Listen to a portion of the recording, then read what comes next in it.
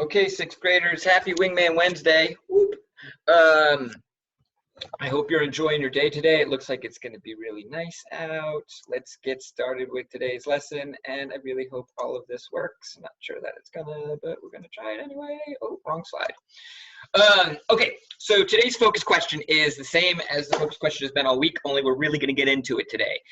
We've done all the prep work, and now it's time for the real deal. You're going to be answering this question: how does the story of Pancho Rabbit and the Coyote serve as an allegory for Central American migration?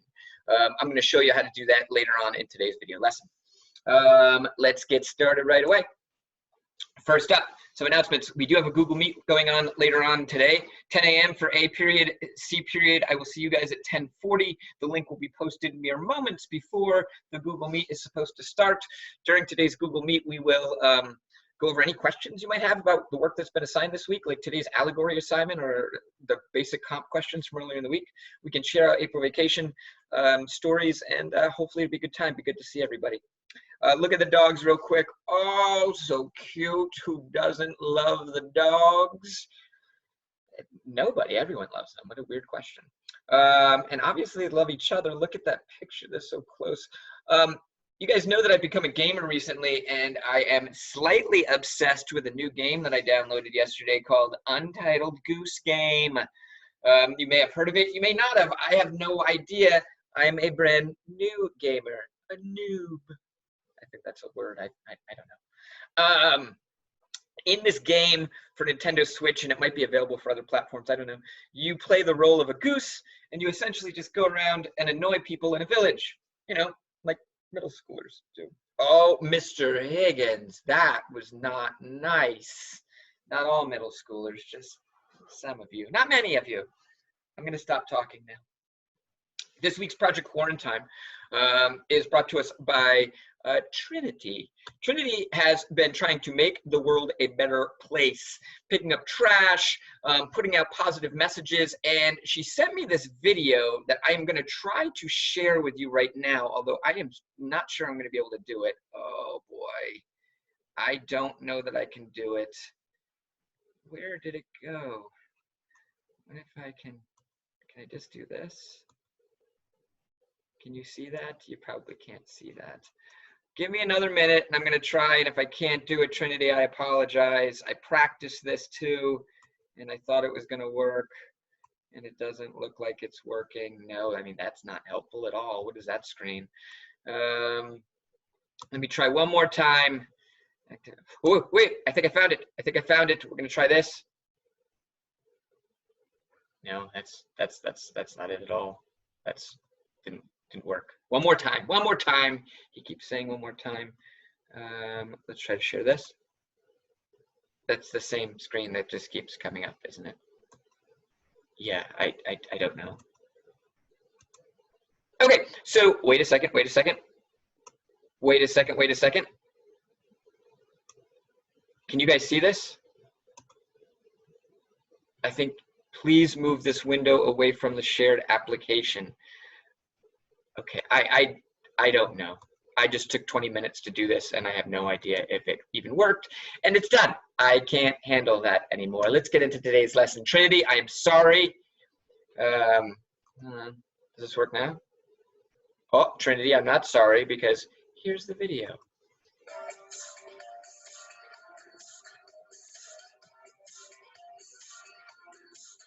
Look, there's Trinity's name. I'm dancing.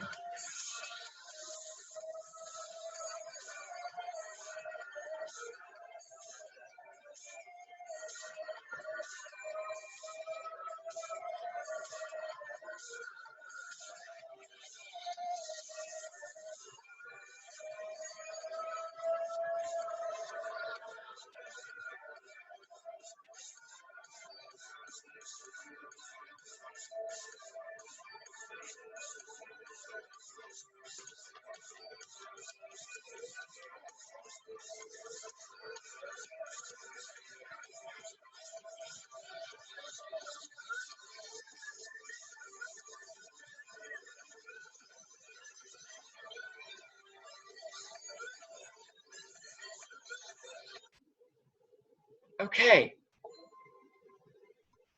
there's that. Stop screen, stop sharing. Okay, I think that worked. Trinity, thank you for sending in that video. And if anyone else wants to send in videos, you can send them to me and I'll try to feature them. Who knows if it'll work? I don't even know if that one worked. Let's get into today's lesson.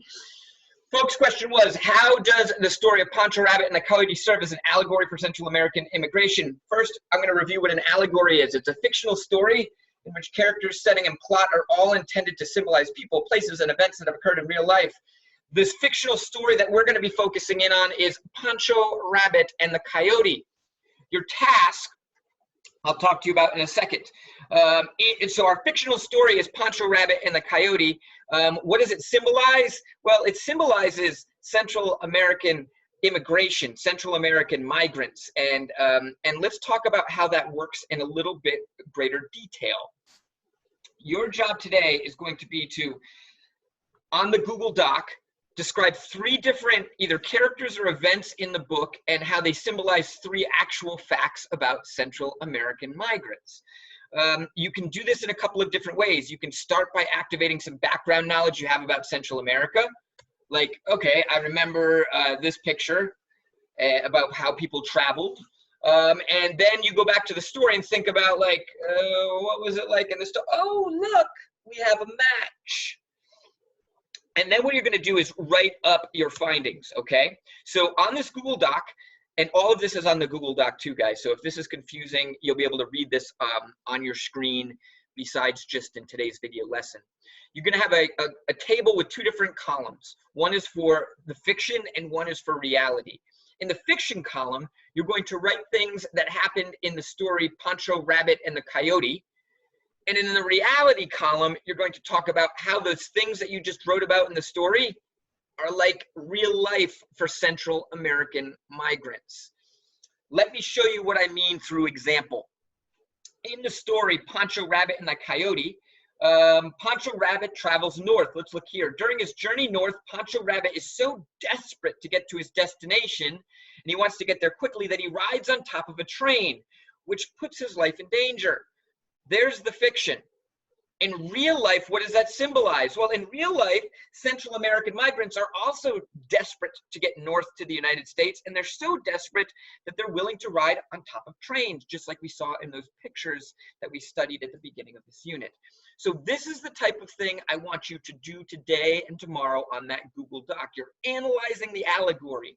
What happened in this fictional story, and how does it represent what's really happening in real life for Central American migrants?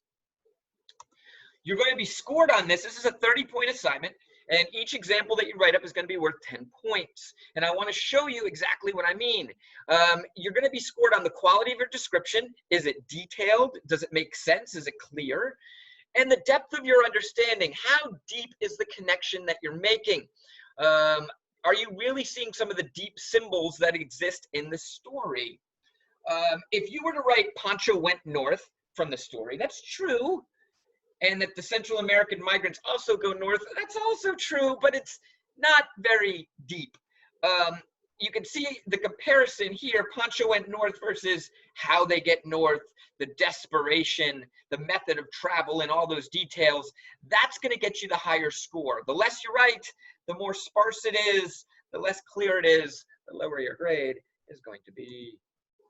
So your workload for today, Pancho Rabbit reflections. If you haven't done those basic comprehension questions, get those done first, because you need to have a basic understanding of the story.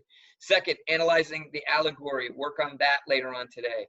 Third, we have a map quiz this week. Caribbean island nations. Practice that if you can. And last but not least, if you have any missing work, if you have any low scores on Power School, you can spend some time today or tomorrow making it better. All right, guys, I hope this video came out well. Showing a video in a video is super confusing. Fingers crossed. I will see you guys later in our Google Meet, and that's it.